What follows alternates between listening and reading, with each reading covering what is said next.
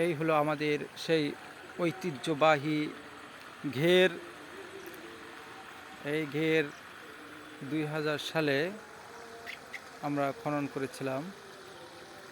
এই ঘিরে আছে অসংখ্য নারিকেল গাছ, সুপারি গাছ, কিন্তু নারিকেলের ফলন অনেক কম, তুলনামূলক অনেক কম। নারিকেলের ফলনটা আস্তে আস্তে উঠে যাচ্ছে।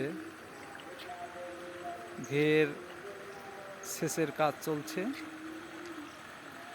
ঘেরে মাছ ধরা হবে আগামীকাল।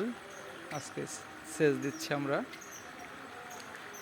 এবং আমাদের ঘেরের ভিতরে যে ধান, ইরি ধান, এই ইরি ধান কিন্তু খুব সুন্দর হয়েছে আলহামদুলিল্লাহ। আপনারা দেখতে পাচ্ছেন ইরি ধানটা কিন্তু আল্লাহর রহমতে অনেক অনেক গুণ ভালো হয়েছে, যেটা দেখে আল্লাহর শুকরিয়া না করে পারা যায় না। আল্লাহর নিয়ামত কে অস্বীকার করতে পারে? কেউ অস্বীকার করতে পারে না।